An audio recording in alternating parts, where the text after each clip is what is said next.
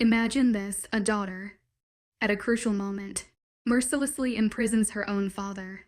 What secrets lie behind this? Chapter 32, a true Queen Rowan right on time. Mutt. I've been awaiting this little reunion. Cormac Quinn sneered, his sadistic laughter echoing through the cell. I growled, my wolf form salivating and ready to sink my fangs into his neck.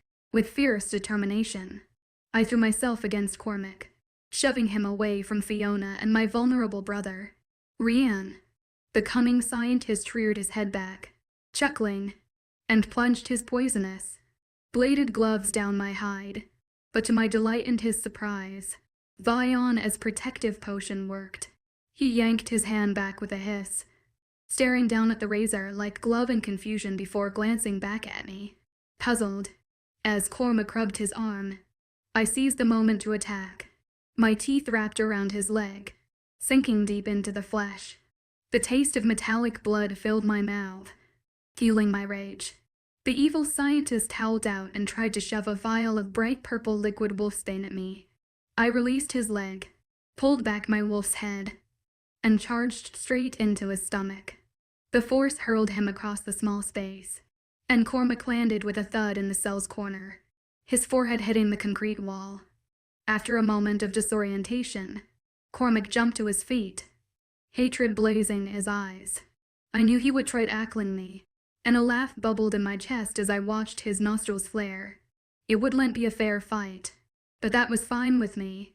I glanced at Fiona, who was huddled protectively over Rian. Through our bond, I communicated. Lass, concentrate on Rian and don't worry about me. Do what you can for him. You take care of my bastard father, and I'll tend to your brother. Just be careful, Rowan. H.E.S. a crafty motherfucker, Fiona replied, her usual caring nature tinged with unexpected ferocity. Cormac circled, dancing on his feet in the small cage like a boxer, sitting as he studied me. Suddenly, a burst of light lit up the room, and we both turned to Fiona, with her palms splayed on Rian's chest. Sparks of light sprung from her hands, enveloping my brother. I witnessed the color returning to Rian's face, joy filling my heart. But the moment was short-lived. The ground shook violently, flinging Fiona and Rian across the cell, landing at my paws. A large crack appeared in the concrete floor, separating us from Cormac Quinn. He glanced around in a frenzy, looking as bewildered as I felt. Black metal bars fell from above, enclosing Cormac in the already small cage. I shifted back to my human form and helped Fiona and Rian to their feet. What kind of sorcery is this? Cormac growled, grabbing and shaking the bars of his confinement. Let me out of here now, Fiona. If you don't, I promise I'll kill that mangy wolf you've chosen over me. Your own flesh and blood. Fiona's talk to the metal prison, her brave and resourceful nature shining through as she glared at her father. I have no idea how to let you out of this tiny prison, she said with a shrug, her voice steady and defiant. Don't play coy with me, little girl. He narrowed his eyes. You put me here and you can let me out. Fiona laughed, a musical, tinkling sound pleasing to my ears, as much as I'd like to take the credit. It's such a savage crack seeing you like this. Father. She turned, looking back at me and Rian, who was still weak and leaning against my shoulder. What do you lads think? Fiona grinned. It's grand as feck seeing this EJ get his karma. How does it feel, bastard? Now you're either one locked up after we saved those hostages you were so determined to catch. I winked at him as an idea crossed my mind. If Fiona hadn't cast the spell capturing Cormac, who had? Perhaps Viona or Diana. Regardless, I needed him to believe Fiona was responsible and use his release to get Kyra back. We still hadn't found my sister. Fiona, allow Cormac to think you are responsible and have the power to release him. We can use it as a bargaining chip to find out where Kyra is. Wonderful idea. She responded through our bond. Fiona strode toward the iron cell, grasping the bars. Tell me where Kyra is and I will let you out. Never. He spat, Fiona turned her back on Cormac. Let's get out of here. He'll change his mind. If that's what you think. You don't know me very well. Cormac crossed his arms. She whirled around, facing him. You're right. I don't know you at all. My whole life has been a lie. You are nothing but a kidnapping, murdering, evil bastard. I have no problem leaving you here to rot. You wouldn't dare leave me too. A piercing scream drowned his words out. How dare you defy your mother and Queen? Queen Sealstraya's voice resonated throughout the space, as if it were amplified by powerful speakers. Shut. I cursed. We have trouble. Come on and follow me. Don't you dare leave me here. Fiona. Cormac yelled at our retreating forms. I command you to listen to me. Your mother and Queen. RAQIL. You will not abandon me for these savage beasts and mortals. We followed the sound of Sealstraya's voice, found the Queen facing off with Cat in a circle of harsh, blinding light. Those beasts and mortals are my friends and family, Cat cried, her voice cracking. She lifted her chin, glaring at her mother with golden tears pouring from her eyes. You abandoned me by giving me to Cormac Quinn. What kind of mother does that? He cut off my wings and performed heinous experiments on me. For years, he tortured me. Cat balled her hands into fists at her sides. Just stop and listen to me. AQIL. I can explain. Cat shook her head from side to side. Nothing you can say will change my mind. But I have Cormac Quinn in prison as we speak. He will pay for allowing you to leave his house. Sealstraia shrieked. We pledged an oath. I aided him with his sex flex experiments and, once completed, he was to give you back to me. You'll return to where you belong in the fire realm. I forbid you to remain in a mortal realm. Cat stepped closer to the Queen, her head held high. I would die first. If you want me to return to your realm, you'll have to kill me first. The Queen appeared distressed, her brow wrinkled, and it looked like she had tears in her eyes as well. For a moment, I thought she would relent, but I should have known the bitter, evil Queen better. If you so desire, Sealstraia whispered, her words echoing on repeat. Once those chilling words faded, I heard the cry of Lucas, Vi on A, Tiona, and Fiona, all screaming, no. Fiona sprinted toward Cat and the Queen, busting through the enclosure of light. Her body swelled with a peculiar glimmer. Fiona's body seemed to ignite, engulfed in flames that radiated scorching heat. Our mated bond intensified this sensation, causing me to feel the blistering inferno emanating from her skin. As she moved further into the circle, I watched her change, even without wings. Her body altered and mutated into the celestial form of a fire fairy princess. The sight was awe-inspiring and sucked the breath from my lungs. She jumped in front of Cat as Queen Sealstraia lifted her arms, whispering what sounded like jumbled words. Fiona spun around and created a bouncing circle of orange light to shield her cousin and best friend as flames of fire danced around Sealstraia. However, as the hot wind brushed against my skin, I feared that the flickering protective circle wasn't enough to save them. The resounding sound of Sealstraia's words in the distance only heightened my apprehension, while the smell of smoke and fear mingled in the air. In that moment, I realized with a heavy heart that they would both perish at the merciless hands of the malevolent Queen. In horror, I watched my Luna's exquisite face, weighed down with fear and bravery, as Sealstraia's wrath crashed in a halo of blinding light around Fiona and Cat. I lunged toward the light and an ethereal figure appeared, dragging Sealstraia's hand aside and diverting the beam away from Fiona and Cat. A bolt of electric silvery light crashed into the surface of the beam, causing it to shatter into tiny fragments, protecting the wingless fairies. Fiona, I roared in my head. Together, Lucas and I shifted and bolted toward the blinding glare. Cat's body plummeted toward the earth, a scene of chaos unfolding. In a swift motion, Lucas morphed back and enveloped her fragile frame, his arms offering solace amidst the turmoil. He checked for signs of life and pressed Cat against his chest. I rushed toward Fiona, shielding her with my body as shards of light exploded in all directions. The dazzling fragments danced and shimmered, creating a kaleidoscope of colors that filled the air, like a symphony of tinkling chimes. The sound of their splintering reverberated through the space. A whiff of fire hung in the atmosphere, electrifying the moment. I could feel the warmth of Fiona's body against mine, a comforting presence in the turmoil. All around us, screams and footfalls sounded as my head raised to see who had intruded on the Queen's wrath. Fiona and I gaped at the enchanting fairy, her dark obsidian hair cascading like a midnight waterfall. As she stood in front of the Queen, her piercing golden eyes held an otherworldly allure. Her face, a breathtaking masterpiece, exuded an ethereal beauty. She turned, her gaze fixated on Fiona. At that moment, the emotion in her expression spoke volumes, conveying a profound understanding that resonated between us. "Mother," Fiona cried, fat tears dripping down her face. "Run," she yelled. "I love you, Fiona, Princess of Fire, and proper heir to the Phi throne." The majestic fairy turned to the Queen, narrowing her eyes. "Celestria, you killed our brother and made a vow with Cormac Quinn, helping him kidnap me to take my place as the Queen of Phi.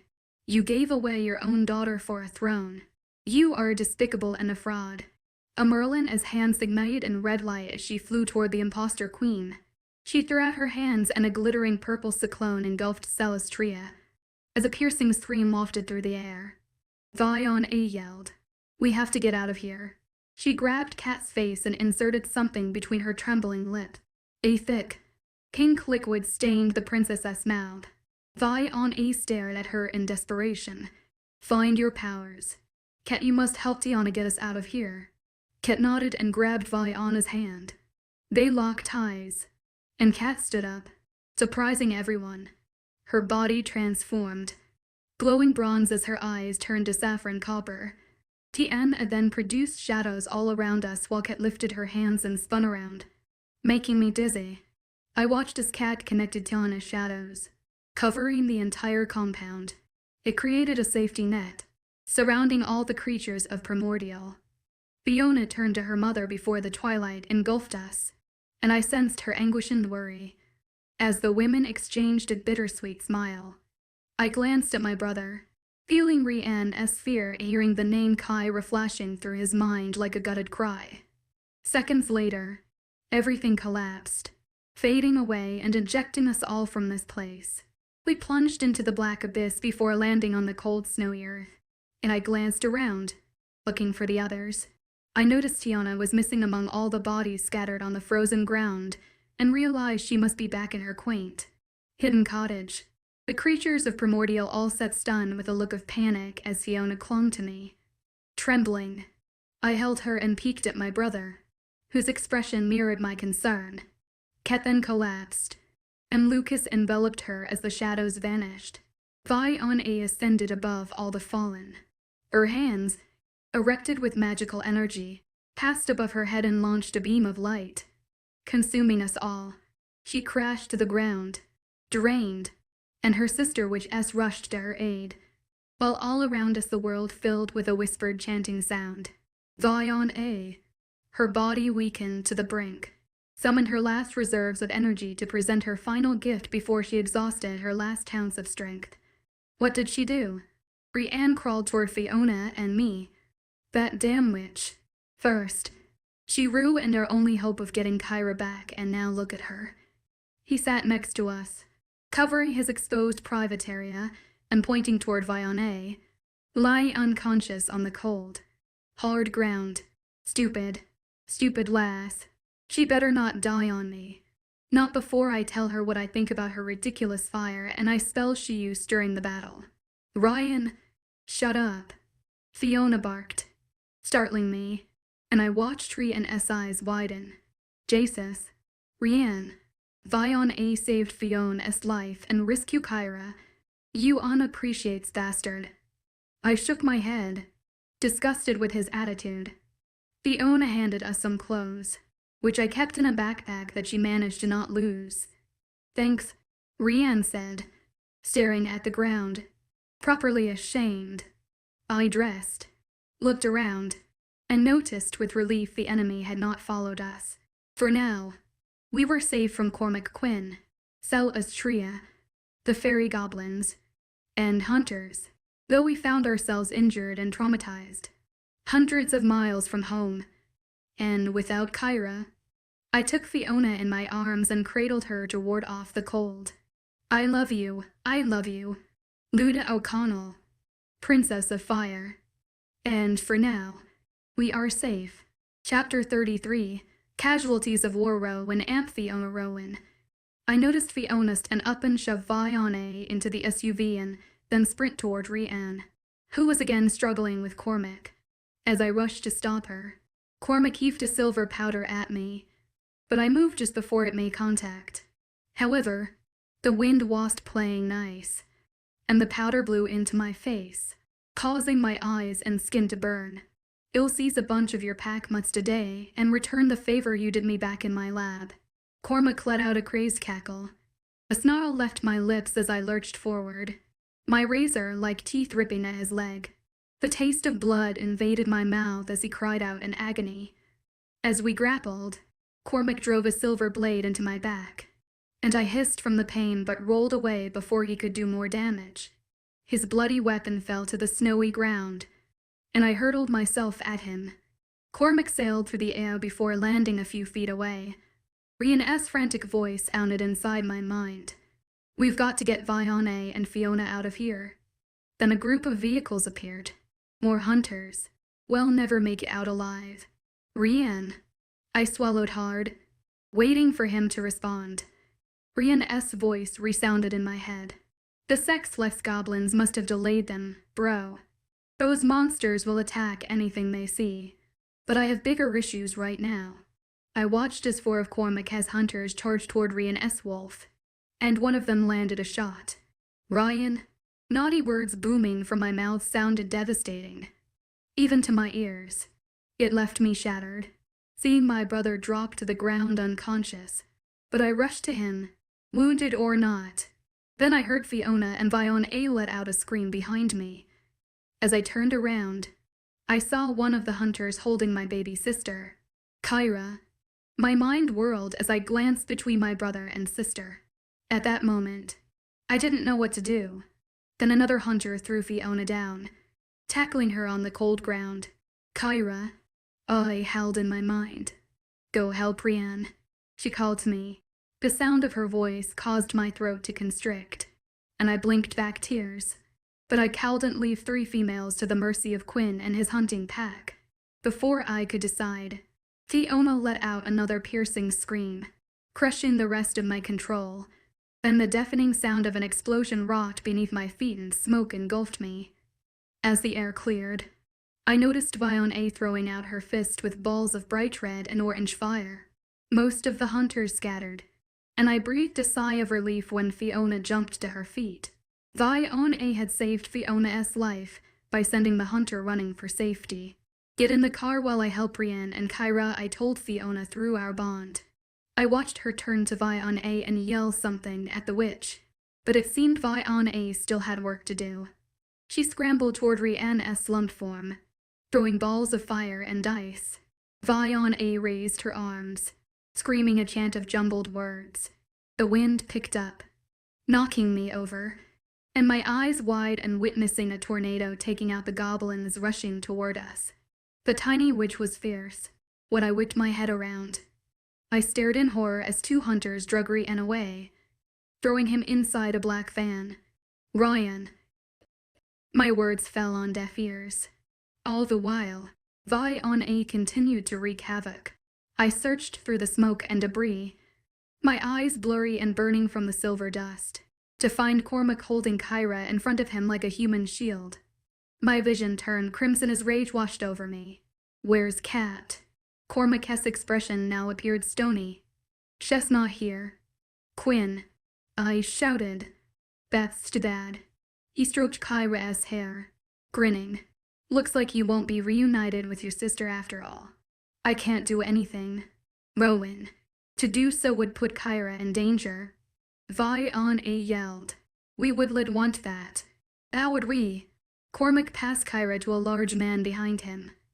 I stood helpless, hearing her cries as she kicked and squirmed in the man's tight grip.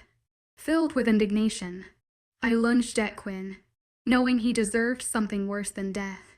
While we fought, I monitored Fiona, who had followed丨to the SUV. All around me, I recognized the chaotic roar and the frenzied cry of the fallen. You could smell it in the air, the essence of burning flesh and the blood covering the frozen, snowy ground. Death clouded my vision as I slung Cormac Quinn left and right before dropping him and rolling to avoid bullets coming from the few remaining hunters. My warrior's heart growled out from my siblings and wounded or dead pack members. Then the sound of guns and Rose's singing civil war wafted in the air, and I saw the SUV barreling toward me, running over all in its path. The vibration of the vehicle and music silenced the shouts of the surrounding battle, and the remaining goblins and hunters fled. I rolled away just in time, but Cormac was lucky. He staggered to his feet, trying to dodge the SUV, but Fiona sped up, striking Cormac and sending him flying before he landed with a thud in the bloodied snow. I shifted back into without clothes human form and jumped in, pushing Fiona over to the passenger seat. Oh my God. Did I kill him? Fiona looked at me with fear, filled widened eyes. "He's not dead," I said through ragged breaths, wiping blood from my face and eyes. "But my father, are you sure I'm sure?" "Fiona, he's not dead," I replied, harsher than I wanted. A sigh left her lips, and I glanced around at the carnage of ravaged bodies and corpses of wolves, humans, and creatures that had perished in the battle. There were not as many dead wolves as humans and fairy goblins. "What happened to the rest of your pack?" Fiona asked, her voice sounding tired and hoarse. "I told them to retreat." I gripped the steering wheel, concentrating on the road, and noticed the black vehicles following us. "Hang on, girls. We have company." My foot slammed on the gas. "Buckle up." Just before a bend in the road, I hit the brake pedal while jerking the wheel to the right. The SUV careened in the middle of the road. I headed off into the snowy forest and turned off the headlights. After driving miles into the woods, I pulled into an opening between two massive oak trees. The hunters were no longer on my tail, but I glanced in the rearview mirror just in case. "Where are we?" "Rowan." Fiona touched my arm, and I flinched. My nerves felt tight as a rope. At the entrance to a hidden tunnel, I turned, giving her a wan smile. "Hidden tunnels are cool,"丨whispered, staring out the window. "We have security systems in place around Dublin, so we can't thwart the hunters if necessary." The idea of having to resort to such a measure had my voice twitching with anger. "Who? The wolves?" Fiona asked. "Not just us. All the creatures of Primordial," I explained. Finally, I pulled into a deserted park. Fucking fuck," I shouted, letting out my rage. "Sorry, lasses. My pain is hers. My anger is hers," I reminded myself. I sensed it welling up inside me, and I took a calming breath. "丨, can you grab me some clothes from the back?" "Lass, sure thing," she chuckled. "It must feel very freeing to drive in the buff." Fiona giggled, igniting us all. Perhaps all the tension, grief, and overwrought emotion caused us to become hysterical as the SUV filled with raucous laughter. I dressed and hopped back into the vehicle. "How's your arm?" I glanced at Fiona, taking in her face, bathed in blood and her rumpled hair. Fiona glanced down at the bullet wound. "Fine. It's fine." She raised her head, and tears spilled down her dirty cheeks. "Don't cry, lass," I whispered, stroking her hair, causing Fiona to cry anew. "Too many have died," she choked out. "I know, love. I know." Hearing sniffles from behind, I peeked in the rearview mirror at Fiona, swiping at her eyes. "And they took Rian and Kyra," Fiona exclaimed between distressing, agony-filled sobs. We will find them, I said, desperation lacing my tone. But God only knows what he will do. And by now they could be no, Fiona said, shaking her head. My father won't harm them. He needs them to get back. You saw Queen Seals try his fury at us. Imagine how she feels about Cormac. She left Cat in his care. He was supposed to care for her. She gaped at me with rounded, wet eyes. It's crazy. I've been living with kidnappers and killers. Take it easy. Love. Breath. I grabbed her hand, placing a gentle kiss on her knuckles. I can't try to find them. Viona announced. Let's go to my apartment. It's above the bookstore. You can, I asked, looking at her over my shoulder. Remember what Tiana told you. There's not another witch who can find or hide people or things like me. She winked. I wasted no time driving to the bookstore in the hippie district. Let's go in the back way just to be safe. Viona led us through a small door and up some narrow stairs to an apartment that made up the entire second floor. The place was nicer than I imagined, given the threadbare appearance of the crowded bookstore. Viona guided us into a sunny kitchen filled with plants. She ordered us to sit down before brewing tea. Drink this, she said, placing a mug in front of Fiona. Is this some kind of magical tea? I asked with a frown. Viona glared at me. Yes, it's a hypnotizing tea. She rolled her eyes and sat a cup before me. Fiona blew on the hot brew and took a sip. That's it. Drink it all down. Viona patted Fiona's back before grabbing things from the fridge and making breakfast. We don't have time for this. I let out a frustrated growl. We have to find Rianne and Kyra. I stood, but Viona pointed at me and my arse hit the chair. I hated when she did that shite. We have to arm ourselves. Alpha Wolf. And I have to prepare and gain back your strength. I don't get it. I frowned. At first you refused to help us with Cormac. So why are you so keen to help us now? The acidity in my voice rang clear. Viona smiled, shrugging. It's not up to just one race to destroy Cormac's hideout and liberate those prisoners. She snapped. But this plan is risky, and I feel responsible. She lowered her head. I tried to rescue Kyra, and now Rianne and your sister are both captured. You were brave.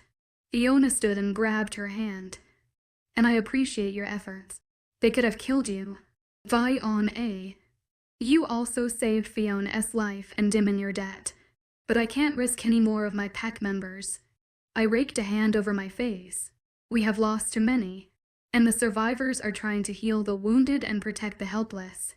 I know, but we don't need many wolves for this. Viona winked. She pointed to our plates. Eat and I'll ready myself. Well, even a couple of hours. Fiona. After a short time, we finished our meal and tended to our injuries. We needed the food and rest, but neither of us wanted to talk about the elephant in the room.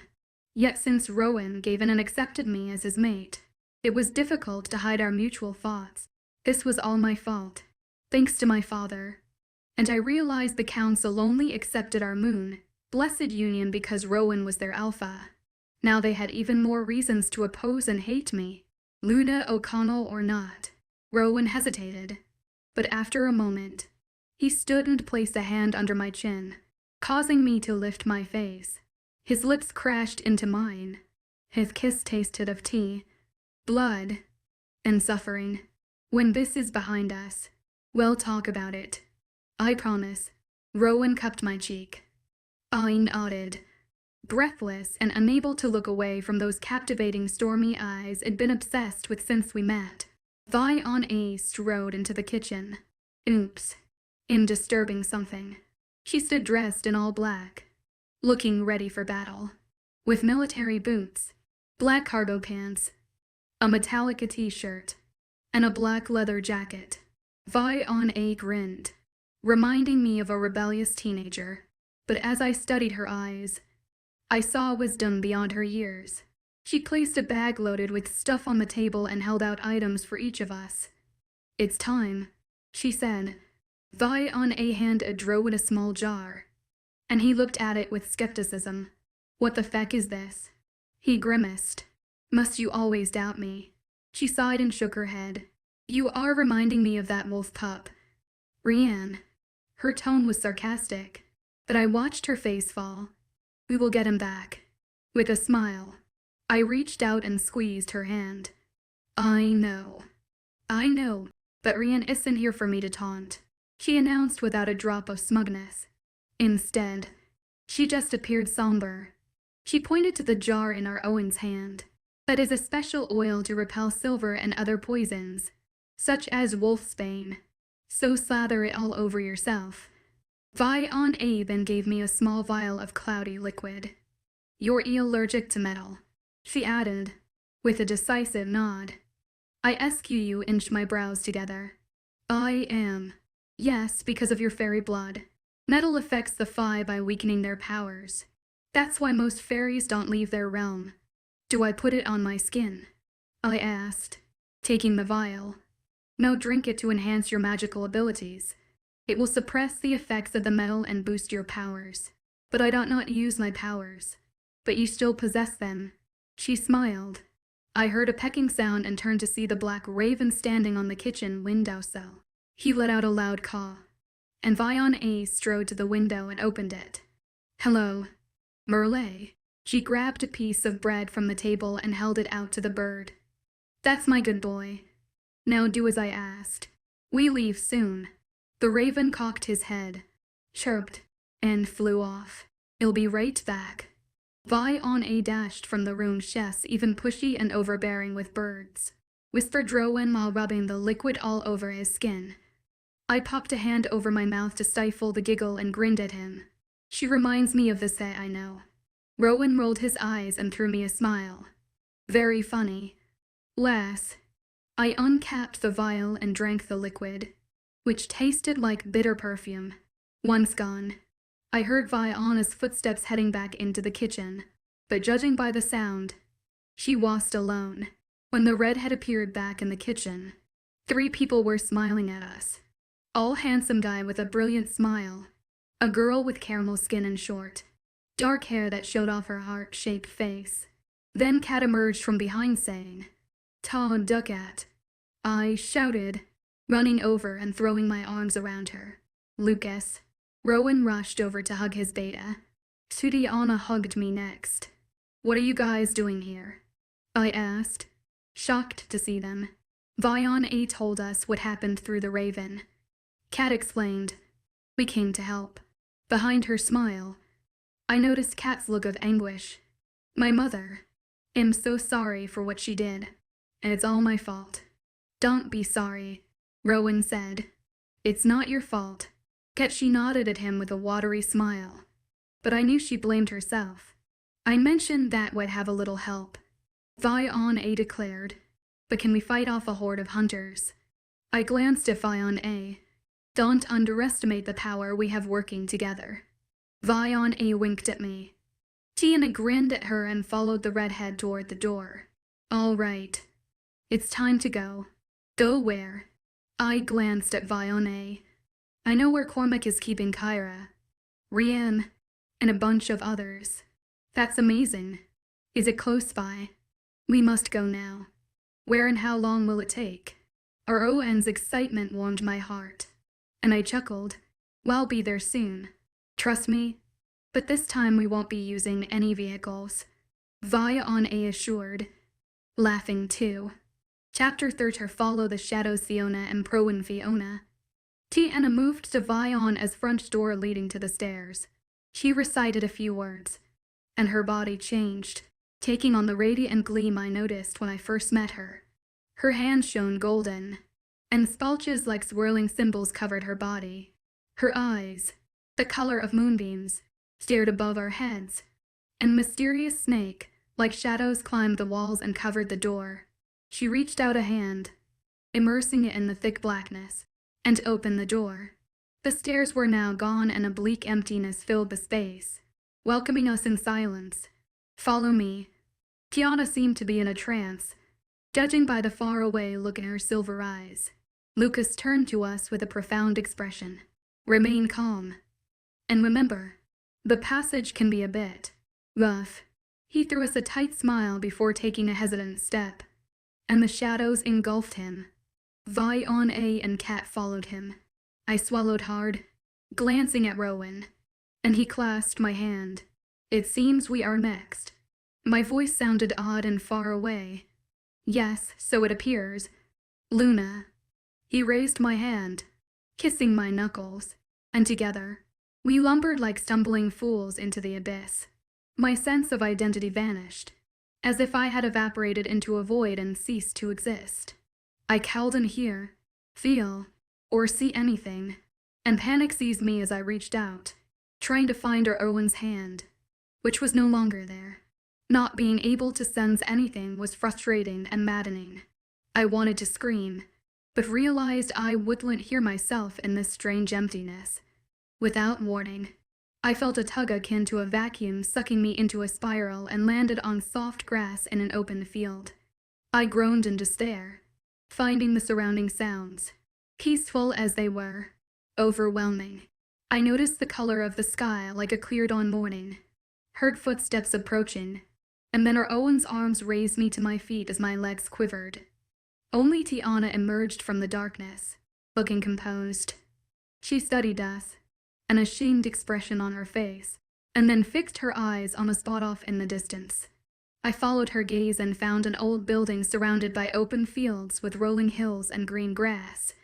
No, I whispered with a knot in my chest, contemplating the place I had always considered my haven. The University of Oxford held a special place in my heart. Cats too. My father is keeping people hostage at the university. This is our school, Cat. I turned and saw Cat's mouth hanging open in shock as well. Rowan stared at the ancient edifice, hands on his hips. How can we get inside? The lab is underground in a shelter, like a bunker used during wars. Vaiane answered, kneeling on the grass. She grimaced, shaking her head. But the defenses are strong. Just looking at this fortress, I don't see how we could get in, especially since Cormac has it guarded with heavy manpower. They'll get us in. Tiana glared at the building, her voice sounding severe and confident. She raised her arms and whispered a chant as the surrounding shadows vibrated and came to life. They reached out and touched each other like hands, forming a series of channels. Follow within the shadows and remain inside them at all times. Tiana tiptoed into the tree's shadow, and poof, she was gone. Dasus. Not again. Rowan grumbled, but he did as the Princess of Shadows instructed. I copied her movements and jumped into the shadows, but it didn't feel as overwhelming this time. Outside, the world thrived with vibrant colors and sounds, while here, silence prevailed. I started walking, following the group, and noticed something strange. While in Tiana's shadows, I could pass through walls and objects like they weren't even there. As we entered the enclosure, I spotted people moving through the corridors. Guards and professors were working, but despite us wandering among them, they remained oblivious to our existence. I stayed mute for fear of being overheard, remaining careful not to leave the shadows, as Tiana had directed us to do. Together, we descended the structure. Tiana continued joining the diminished shadows in the corridors, keeping us proceeding as we traveled further down. After a long journey through hallways and many stairs, we reached a vast room matching the one from Cormac's memories. However, it appeared more advanced in technology. The whole place looked like a penitentiary, with cells and prisoners everywhere. Some captives gaped around in terror, sporting fresh wounds, and I realized they hadn't been here long. But it was obvious that others had been here for an extended period. Their glum expressions and skeletal bodies revealed the cruelty that someone my father had subjected them to. I grabbed Owen's hand and buried my face in his chest, experiencing the pain of grief from witnessing Cormac's cruelty. Can we rescue them all? I reared my head back, peering up at him. Vaiane answered, listen, I refuse to leave behind a single soul in this God-forsaken hellhole. Icy bitterness seemed to drip from her words. She reached into a pocket and pulled out a tiny corked bottle. Vaiane grinned and popped the top open. After ingesting it, Her eyes held a peculiar glint. "Let the games begin." Thionne jumped out of the shadows created by Diana, and I watched a circle of dazzling light appear. She marched to the center and held her palms up, drawing in deep breaths. Soon, her face writhed into a grimace and she released a deep moan. And then I heard something break. Madness ensued as everything cracked, bulbs, cameras, and even the silent alarms. Thionne then closed her fist, which flared with a remarkable energy sizzling from her fingers. With a frenzied cry, she opened her hands, creating a ripple that swept through the surrounding space. The cell doors buckled and shook, and the lab entrances twisted until the opening devices snapped. "What the hell have you done?" Tian jumped from the shadows and gathered the witch in her arms right as Thionne's legs gave way. Just Vina's time. Thionne lifted her head and smirked before it dropped back on Tiana's shoulder. "Can you create an escape from this fucking hellhole?" Tian nodded. "Yes, excellent." Thionne removed another vial from her cargo pants and gulped it down. It seemed to have an immediate effect. She stood on her own and grinned. "Cover this place in your protective shadows so we can free these hostages as soon as possible. Cormac Quinn is one evil. Sick bastard. I'm on it." Tian jumped back into the shadows while Rowan and I took off running. "Open the cages," Rowan yelled to Thionne, Kat, and Lucas. "Then dispatch all the wolves to me. Send all the witches my way." Thionne winked at Rowan. We all split up and began smashing the locks on the cages, freeing the captives from the cells. They all appeared dazed, and some were too weak or afraid to fight. "Take the sick or wounded to Iana," Rowan yelled. I agreed and continued demolishing the locks on the cells by hitting and kicking them. As soon as I freed each one, I showed them where to run. Go to the shadows. My heart pounded like drums in my ears and sweat beaded along my brow as I tried to calm my erratic breathing. After kicking down so many prison doors, my body ached and throbbed. However, the sheer number of captives made it impossible for me to spot any familiar faces among them. Then I came to a cage where an elderly man was lying curled, huddling in a corner. His gray hair looked unkempt, and he appeared feeble. "Are you awake? I'm here to rescue you. Can you stand up?" I rushed into the cell and grabbed the old man by the arms to help him stand. "Oh, yeah, I can stand," the man said, cackling, and turned around. Out of nowhere, he attacked me, gripping my neck with gloved hands that had sharp talons. I felt warm blood running down my skin and a strangling sensation in my throat. His laugh, crazed and high-pitched, intensified as he peered at me with wicked, looking eyes. "Mr. Quinn will be so thrilled." My father's driver, as he straddled me and raised his hand, ready to deliver the final blow. Rowan Fiona's pain was an obvious warning that something dreadful was happening to her. The instant I felt the tightness clouding my senses and choking me, I knew I must go to her. "Fiona," I screamed, knowing if I didn't reach her soon, she could die. I ran like crazy, not giving a damn about anything, while all hell broke loose around me. The freed creatures of Primordial fled or struggled to release those still trapped by the wicked scientist, Cormac Quinn, and his associates. Their screams were like sirens blaring. The noise filled my body with rage as they battled for their lives, including Fiona. The idea of her fighting for her life caused me to feel ill and sweat dripped into my eyes. My body leapt across the distance and, as I ran, I perceived her screams. A whisper erupted from her mind, but I couldn't decipher it. Something flashed, and a vision of Fiona trapped in a cage with a man on top of her blazed before my eyes. After rounding the corner, I witnessed the scene and dashed down the corridor, ready to rip the bastard's head from his shoulders. A howl escaped from my wolfend as I neared. An explosion of vivid, shimmering light surged from Fiona's body and sent him sailing through the cell. The impact was so strong that I had to cover my face and turn away. It sent me soaring, and I crashed onto the concrete floor. After shaking my head to recover my senses, I glanced around and saw Fiona standing with an intense light emanating from her body. Her hair grew to the floor before my eyes, and turned a midnight blue color as the sparkling light traveled to her fingertips. Well, witch. Well, witch. Well, turns out those whispers of scandal and gossip were true, James said as he rose, spitting out blood. He gaped at Fiona with revulsion. All those years toiling for your father by driving Mr. Quinn everywhere and hunting your kind beside him. He glanced between me and Rowan. His lips snarled. Shocked Cormac would even consider fucking a fairy and having a leper as his offspring. Fiona glowered at him. Believe it, James, and this leper is going to kick your arse. She strode toward James, grinning with a gleam in her now glowing amber, red eyes. The wounds on her neck inflicted by James had vanished, while the light was still shining throughout Fiona's body. Flames of fire surrounded her. It looked as if she stood inside a fiery bubble, and I watched, mesmerized. Fiona had found her magical powers, and I looked on, holding my head high and proud. As she towered above James, a kaleidoscope of light flared from her fingers, and a rush of electric energy shot toward the old man.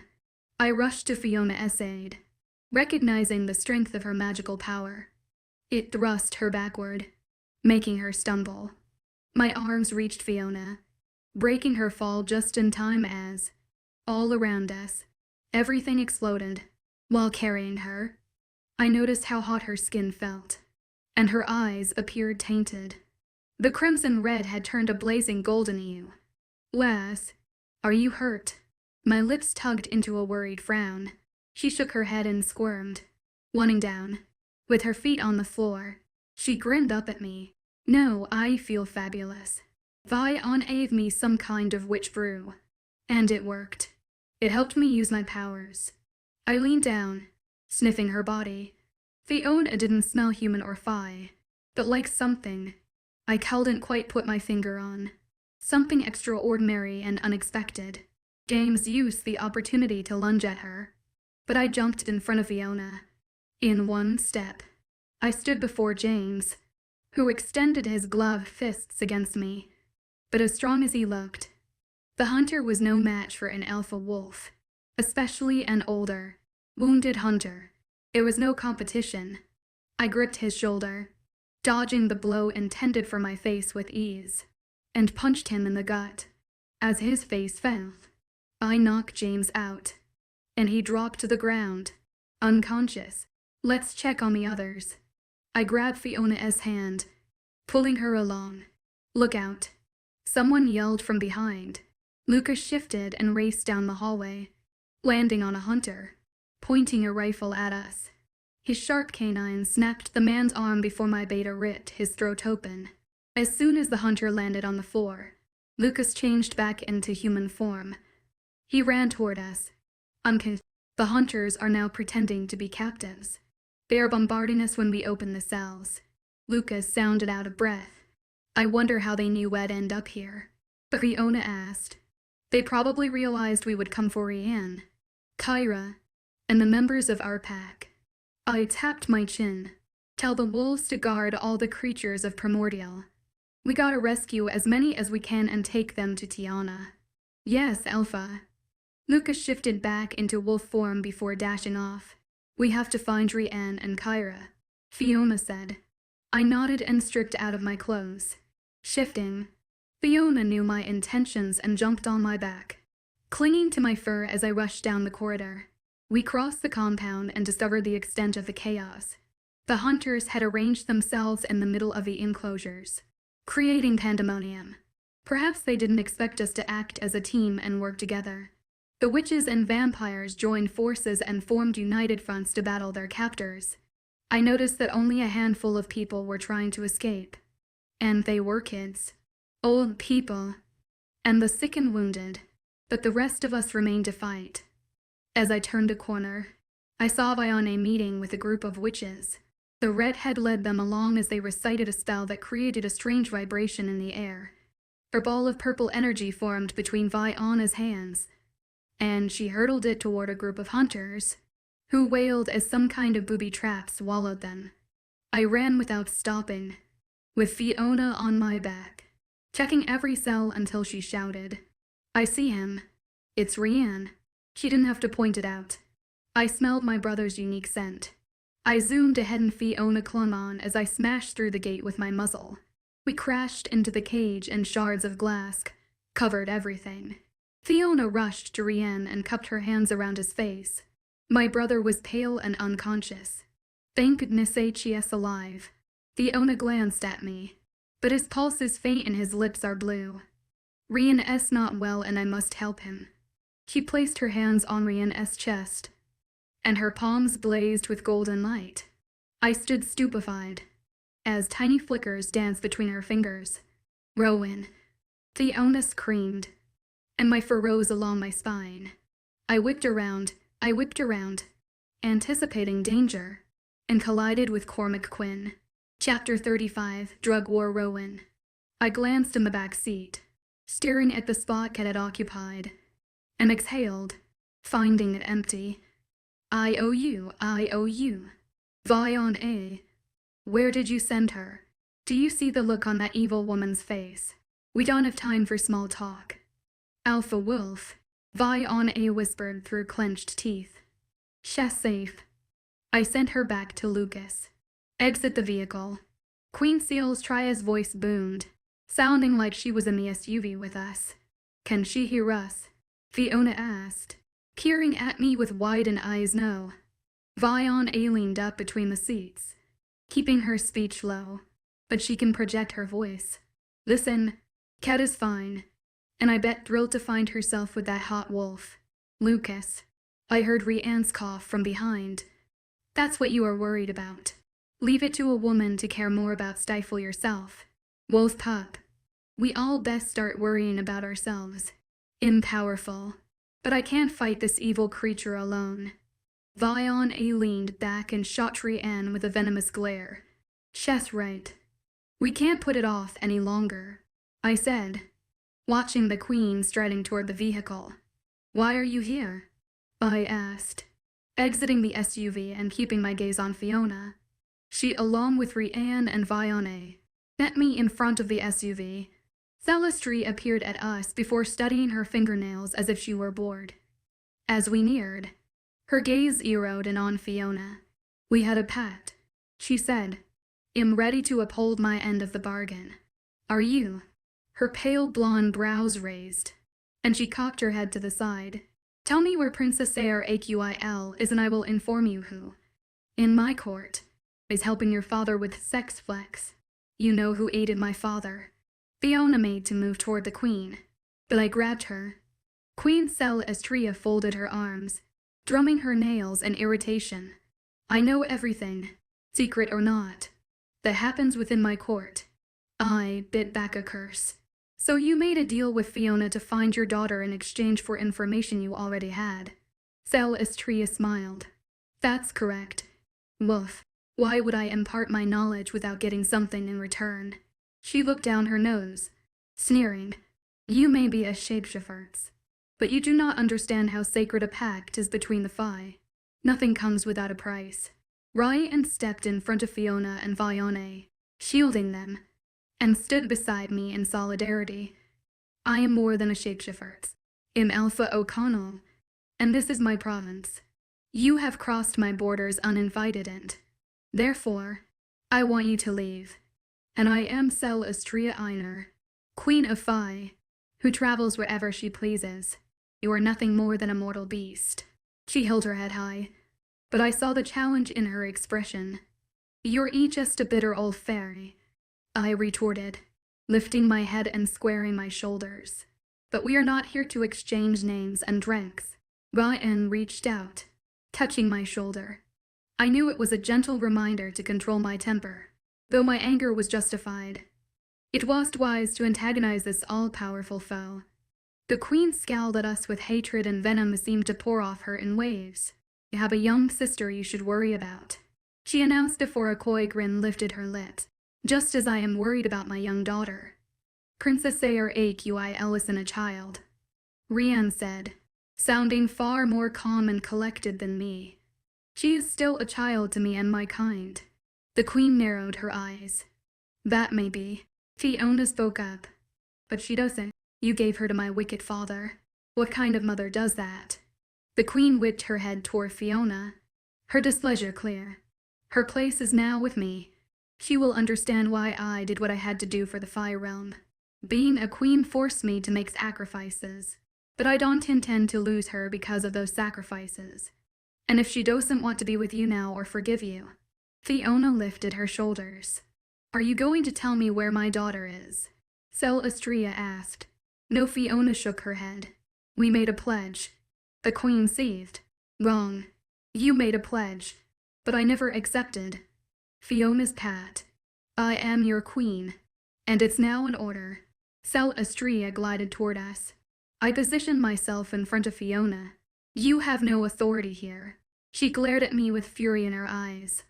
I am the Queen of Fi. Yes, you are. But you hold no power here. Go back to your kingdom and rule over your subjects. Leave my territory now. I shouted, feeling my inner wolf raging inside. You are making a fatal mistake. Wolf Mutt.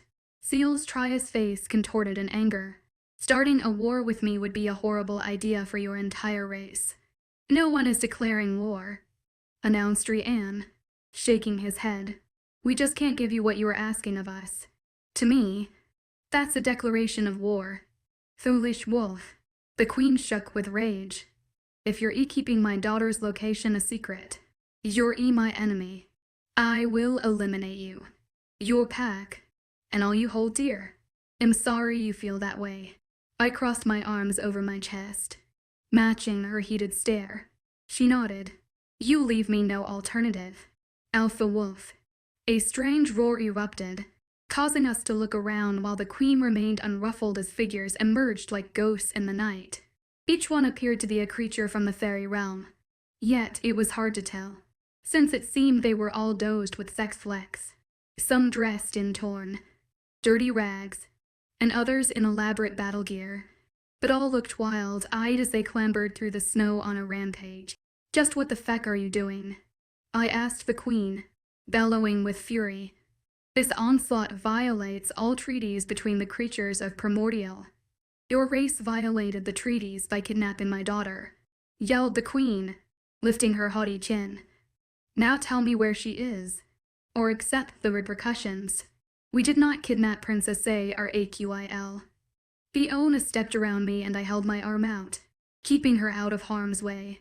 Knowing where she is and not telling me is the same thing.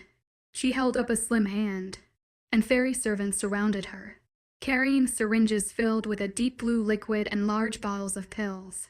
It wouldn't take a genius to identify the source of the drug sex flex. Stop. Fiona pushed past me, throwing up her hands. You're gonna cause a bloody disaster.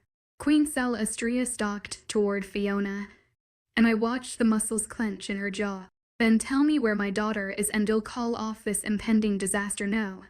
Fiona wailed, crossing her arms. Row in, now. Ryan yelled from behind, and I knew what he meant. You're crossing the line. Celestria Einer.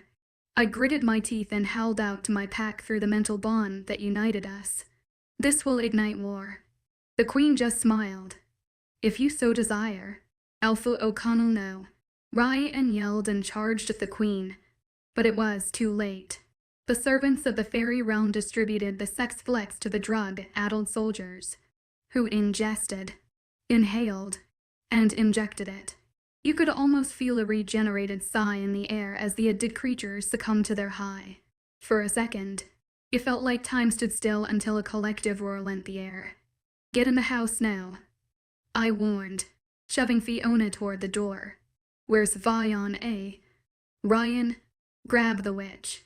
I watched Rianne scoop up the tiny witch who put up a hell of a fight and then pushed Fiona inside. See you in hell, Alpha. The queen threw a saucy wink and blew me a kiss before disappearing, leaving behind the creatures whose shouts defied silence. Inside the house, Rian rushed past us carrying a kicking and screaming Vion A. I gaped outside in fear, watching the devastation erupt like doomsday. Then an alarm sounded, ringing in my ears, and hundreds of wolves poured out of their homes, dashing around and preparing for battle. The frenzied wails of children and those too old or sick to shift erupted. And I knew it was time. Wolves, gather up. I busted through the door and shifted. My mind connected with all the wolves that made up the O'Connell pack. There were over 400 of us, and the sixth flex-induced fairy warriors appeared about half of our numbers. And still, I feared this battle. In my head, I heard my pack mates calling from all directions. I sensed their thoughts converging with mine. I watched them howl, pulling flesh apart while the opposition did the same. But their misery, their rage, their panic, and their death would become mine. My body crashed into one of the sex-flex goblins. Its screech soared into the air like a war cry. The monster fell to the earth and its claws swiped at me. I sensed its fangs close to my hide and, in response, I sunk my canines into its jugular. And chemical, tasting, rotten blood filled my mouth. As I grappled with the goblin, I felt Fiona's ear throughout my body. Through Ian's eyes, I watched her run, steadying herself at his side and grabbing Vi on his hand. Leaving broken windows, doors, and complete chaos, Ryan hoisted Vi on Al and Fiona onto his back and rushed out of the house, followed by at least 5 fairy goblins, who chased after him. I knew what Ryan was trying to do, and I dropped the goblin's limp body, leaving my pack to hunt the rest, and ran to catch up with him. Ryan charged out of the house with Fiona and Vi on A clinging to his fur. I caught up to him right when one of the monsters lunged at them. Fiona's scream rose into the air, and I leapt over the creature, ripping its midsection apart as shrieks of anguish escaped the monster's mouth. Ryan rushed Fiona and Vi on A to the SUV and left them beside it. I saw Fiona open the door, ready to get in, when I sensed something dark, causing my hackles to rise. A desperate howl from the pack made my first end on end as I noticed an additional threat. My eyes closed for a moment, and then I observed 6 black armored pickup trucks emerge amidst the pandemonium. The first stopped a few feet before reaching us, and a lone figure jumped out. "Did you miss me, daughter?"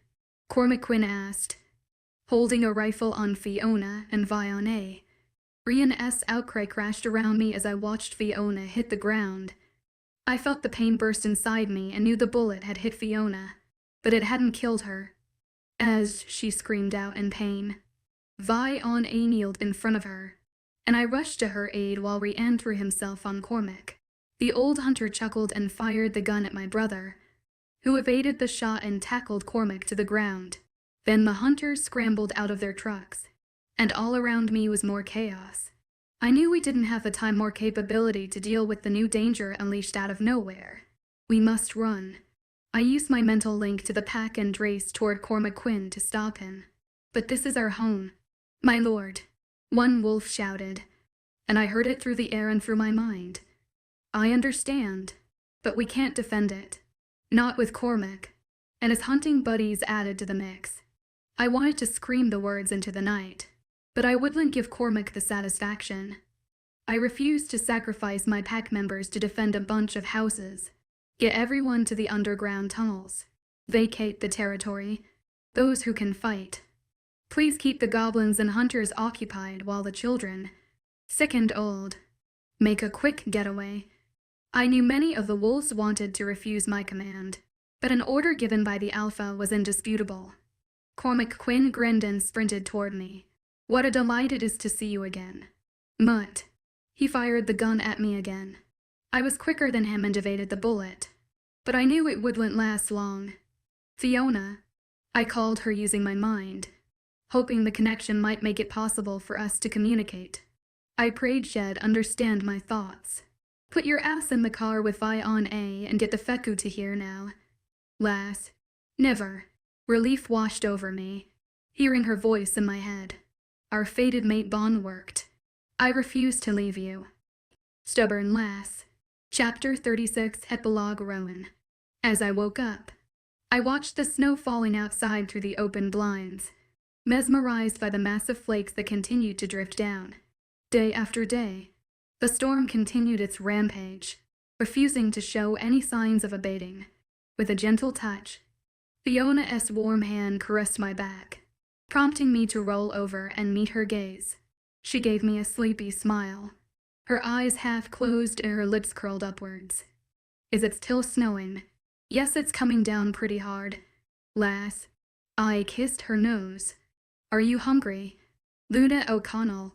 The sound of those words mixed with the grin on her blushing face sent a surge of warmth through my chest. I'm famished. Alpha O'Connell. But not for food. Fiona winked, wrapping her arms around my neck.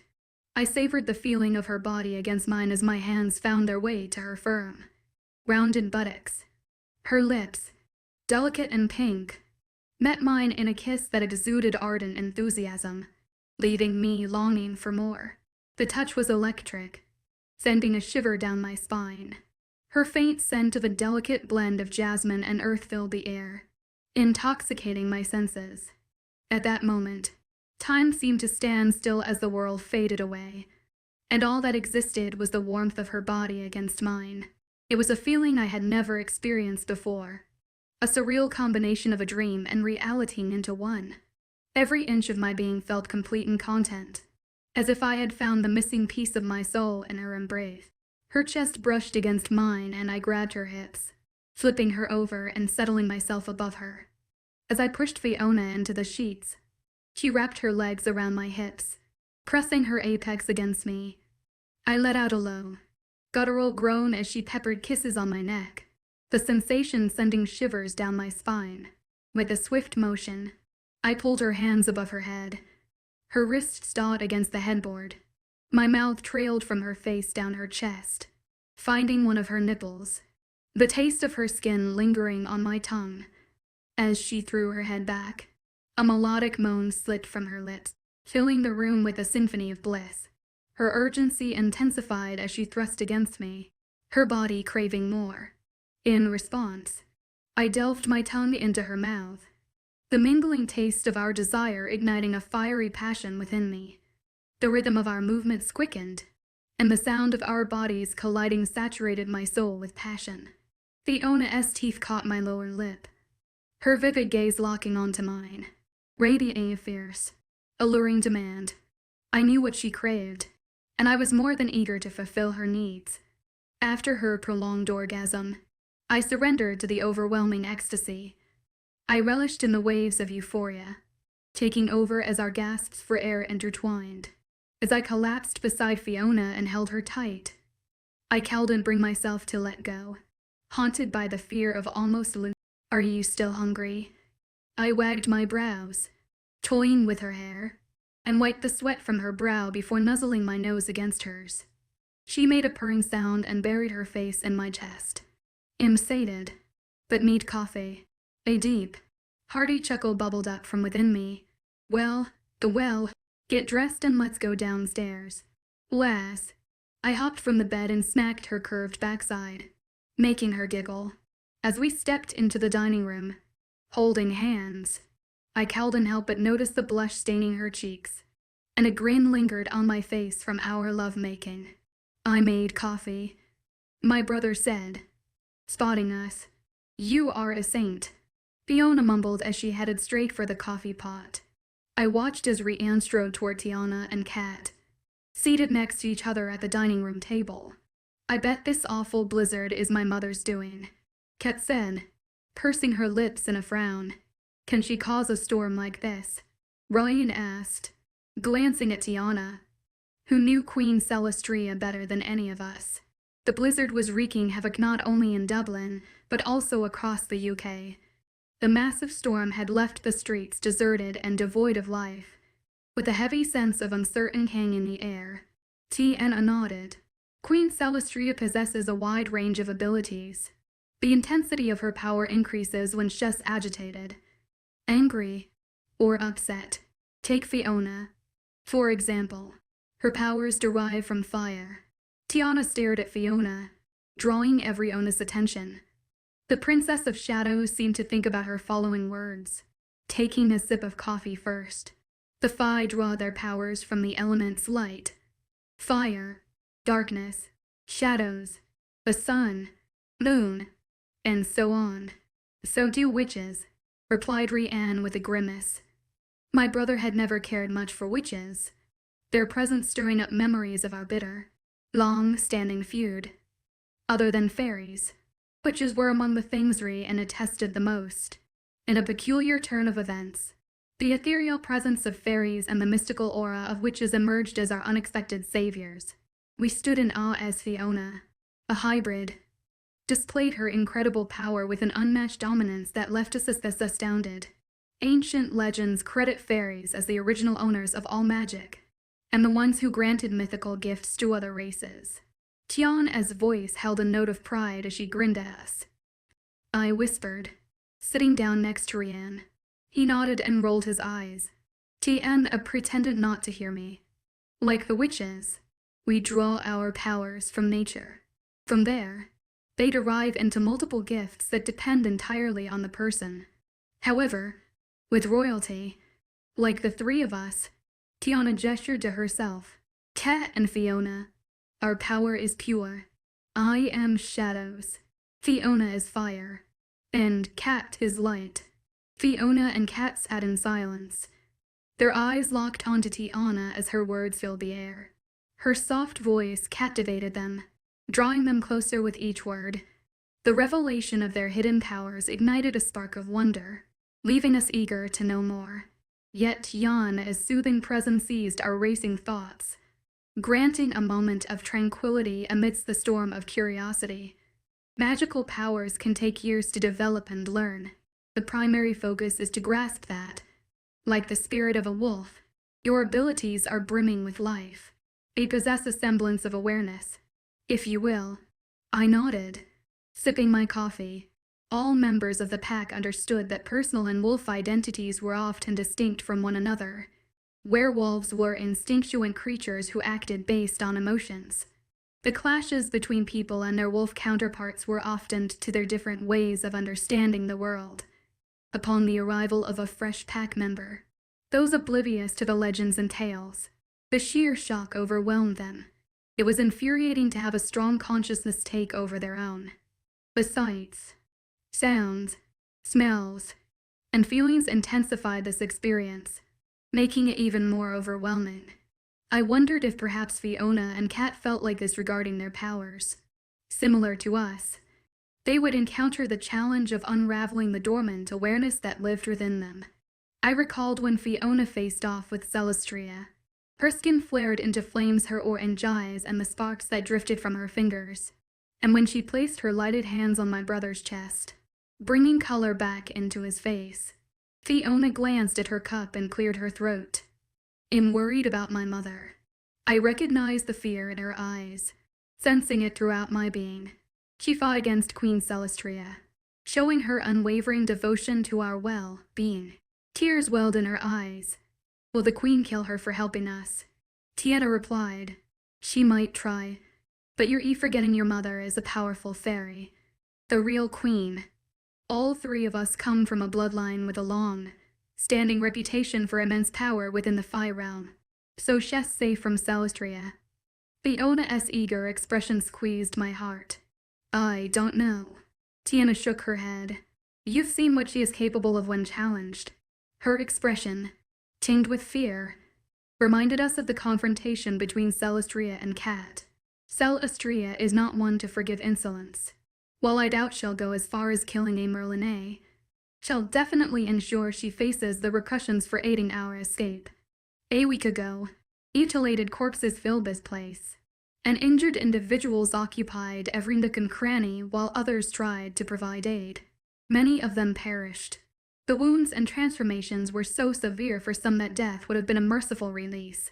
The battle erupted as a direct consequence of Seal's trias seething fury toward our defiance and refusal to hand over Kat. The survivors wasted no time in leaving once news of the incident reached the ears of the leaders of the different races. Tiana lowered the defenses of her home, feeling the weight of responsibility, and guided the wounded and rescued through the icy, snowy roads. The creatures of Primordial revealed themselves little by little, shedding tears of joy or sorrow. Regardless, they were grateful to know the hunters did not imprison their loved ones anymore. After what felt like an eternity, the world fell into a hushed stillness. Tiana defended her home, even though the plants died and snow covered her enchanting cottage that used to have flowers and fruit trees. Tiana's perpetual springtime haven was now bleak and compromised. She looked exhausted when she arrived back here. Dark circles showed under her eyes and her lips appeared dry. The rest of us didn't look any better. But with the growing worry about the present situation, we had no choice but to take drastic measures. With war declared, the tension in the air was palpable, our hearts pounding with anticipation, and our weapons at the ready. Again, thank you for tuning in. If you enjoyed this episode of the story, please give it a like, and don't forget to subscribe to get notifications for updates.